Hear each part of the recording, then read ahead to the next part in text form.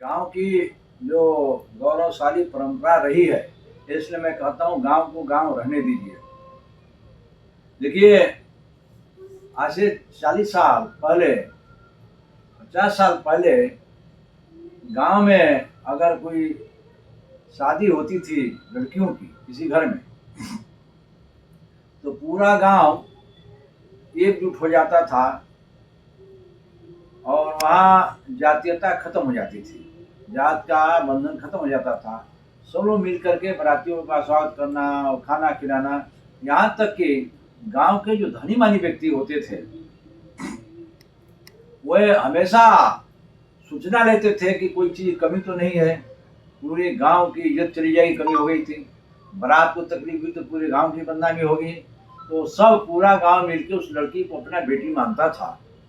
बहुत दिन नहीं हुआ, 40-50 साल पहले की बात है। तो वहाँ चाहे कोई जाति की लड़की हो या किसी जात के लोग वहाँ रहते हों, लेकिन सब के मन में ही भावना रहती थी। फिर गांव में कोई बीमार पड़ता था तो पूरे गांव के लोग अस्पताल पहुंच जाते थे और पूछते थे कि भाई कोई दिक्कत, कोई परेशानी हो, चाहे अमीर हो गरीब हो, सब लोग। तो बड़े से बड़े संकट में गांव खड़ा रहता था। उत्सव महोत्सव, शादी विवाह से लेकर बीमारी तक, और पर्व त्योहार भी ऐसे मनाए जाते थे। पता लगाते थे कि किसके घर में पकवान बना है, नहीं बना है, क्या कठिनाई है, एक दूसरे की सहायता करते। यही नहीं, पहले जब अन्न की कमी बहुत ज्यादा रहती थी, बहुत लोग भूखे रह जाते थे, तो गांव के जो लोग थे मजबूत व्यक्ति, वो भी पता लगा के सहायता करते थे।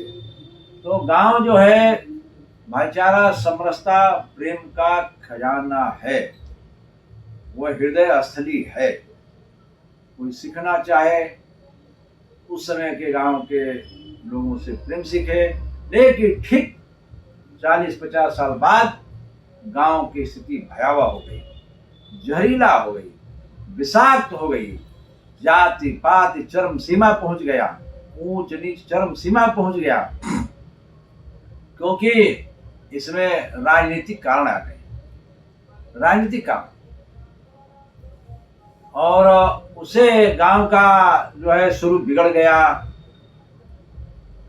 लड़ाने भिड़ाने वाले लोग नेता पैदा हो गए। आज भोली भाली गांव की जनता गुमराह हो गई। नतीजा निकला कि आज गांव में कोई रहना नहीं चाहता, गांव में कोई सुरक्षित है नहीं। इसलिए हम लोगों ने, नवल किशोर राय जी और हम दोनों आदमी मिल करके गांव बचाओ आंदोलन शुरू किया था, और उसका बड़ा सकारात्मक परिणाम आया था कि गांव को गांव रहने दो, गांव एक परिवार है और गांव के लोग ही गांव की समस्या का समाधान करेंगे। झगड़ा होगा गांव में, फैसला होगा गांव में, और वो कोर्ट कचहरी नहीं जाएगा, थाने नहीं जाएगा, क्योंकि जो गांव में झगड़े होते थे वो गांव के पंचों द्वारा फैसला हो जाते थे। और जब कोर्ट कचहरी जाता है तो 20-25 साल तक लड़ना पड़ता है, जगह जगह रिश्वत देनी पड़ती है, झूठ बोलना पड़ता है। और गांव के पंचायतों के सामने न पैसा देना पड़ेगा, न रिश्वत देना पड़ेगा, न झूठ बोलना पड़ेगा। वो 5 मिनट में 5-10 लोग मिलकर फैसला कर देते थे। पुनः हमें उस जगह आना पड़ेगा, गांव अदालत बनानी पड़ेगी, ग्राम कचहरी बनानी पड़ेगी, और गांव में ही अपनी समस्या का समाधान करना पड़ेगा। पुनः जातियों की घेराबंदी तोड़ करके एक दूसरे की सहायता करनी पड़ेगी, वैमनस्य खत्म करना पड़ेगा, दुश्मनी खत्म करनी पड़ेगी, और हमें एक भाई भाई की तरह रहना पड़ेगा, ताकि हम इस विकसित भारत में उस अगली कतार में चलें। हमारे विकसित गांव हो, विकसित परिवार हो, विकसित लोग हो, हमें हर सुविधाएं मिले। इस शिक्षा के क्षेत्र में हम आगे बढ़ें, हम रोजगार के क्षेत्र में आगे बढ़ें, किसानी के क्षेत्र में आगे बढ़ें, हम हर तरह से आगे बढ़ें, हम हर तरह से मजबूत हों। यही मैं चाहता हूँ कि गांव को गांव रहने दीजिए, जो गांव है गांव ही रहे। राजनीति का अखाड़ा मत बनाइए, लड़ाई का अखाड़ा मत बनाइए, हिंसा का अखाड़ा मत बनाइए, अपराध का अखाड़ा मत बनाइए।